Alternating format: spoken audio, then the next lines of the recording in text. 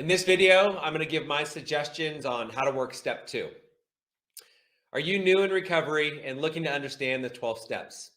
Doing step work as part of a balanced recovery program can be a daunting process, but it doesn't need to be. I'm Tim Westbrook, the founder and CEO of Camelback Recovery here in the always sunny and always sober Scottsdale, Arizona.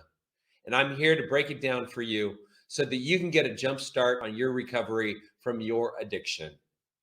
If you haven't seen it yet, do yourself a favor and go back and watch my top 3 secrets to understanding step 2. This is my next video, how to work step 2. Firstly, just a reminder, what does step 2 say? We came to believe that a power greater than ourselves could restore us to sanity. How do we work step 2? That's how, H-O-W, which stands for honesty, open-mindedness, and willingness. By now, you've met with your sponsor, you've done step 1, and started answering the step 2 questions in the step working guide of your particular fellowship. Perhaps you can lie to your sponsor or the manager of your sober living that you've been doing your step work regularly when you haven't, and then after a while, that lie starts to gnaw at you. You realize that honesty is the best policy and that small lies turn into big lies. And that can lead to a relapse. That always leads to a relapse. And actually, Anna Lembke, she's the addiction medicine director at Stanford, the addiction director. She wrote a book called Dopamine Nation. She talks about the 12-step program as a program of honesty, a program of truth telling. And that's one of the things that makes it so effective is that we learn how to tell the truth in the 12-step program. That's the most important, or one of the most important things is to tell the truth. We learn how to tell the truth. Dr. Drew says, he said, if I ever talked to an alcoholic that was being completely honest with me, I'd have to do a reassessment. Liars, cheaters, and stealers. Alcoholics, drug addicts, when we're in our disease, when we're in our addiction, we're not honest people. So the transformation, one of the transformations that happens in a 12-step program is that we learn how to tell the truth. And we learn that not telling the truth leads to the guilt and the shame, which ultimately is going to take you back out. So this is you're learning how to tell the truth here. So the spiritual awakening is you came to believe, or that you come to believe in step 2 means calling yourself out when you're dishonest. There's an accountability to yourself that matters. If you want to rush through your step work answers or not properly reflect on the question, that's on you.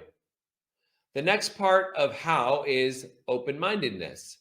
This is when you go to a meeting and you listen to the old timer talk and you focus on the similarities, not on the differences in what they have to say. Open-mindedness means being willing to prove yourself wrong. It's remembering that your best thinking got you where you are today. So why not try it another way? You'll be amazed at how you can grow and change if you're prepared to try new things or look at the world in a different way than before. The advice of people who've been in recovery longer than you usually works because they've made the mistake you're planning on making, or the mistake you're going to make, or they were open-minded and listened to someone else before them. And those nuggets of wisdom get handed from our sponsor to sponsee, from guest speaker at a meeting to you, who's in attendance. You just have to be open-minded enough to receive the message. And the how comes together with the W, that is willingness. You have to be willing to put in the work. That means go to meetings, put away chairs, hang around for coffee, make new friends in the fellowship, get phone numbers, reach out to people in the fellowship. Do the step work just a bit each day. Call your sponsor every day. Focus on the positives and find that silver lining and do the next right thing. If you want to stay clean and sober, you have to be hungry for it. Positive change doesn't just land in your lap. It's not easy. You put in the work, you reap the reward. As you start to do the next right thing, one thing after the next, remember that you're not alone. This is a power greater than yourself that is right alongside you. Perhaps that power brought you to where you are in your recovery already. Perhaps that power was with you when you were in your active addiction and you just chose to ignore the warning signs. As you come to believe that a power greater than yourself can restore you to sanity, just remember that you take those steps away from active addiction and towards a life of recovery by remaining honest, open-minded, and willing. That's how. Join me for my next video in this series of I Love Being Sober, where I will offer my 3 secrets on understanding step 3. I'm Tim Westbrook. I hope that our paths cross again in the next video.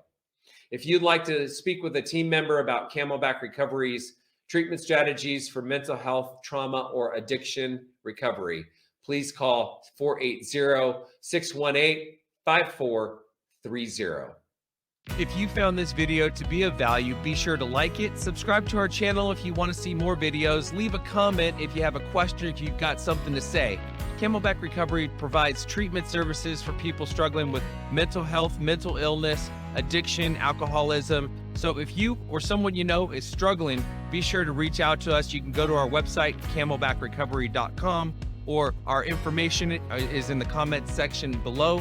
And we provide everything from detox, inpatient, outpatient treatment, sober living, recovery coaching, sober companion services. So either we'll be able to help you or we'll be able to refer you to people or treatment centers that might be a better fit.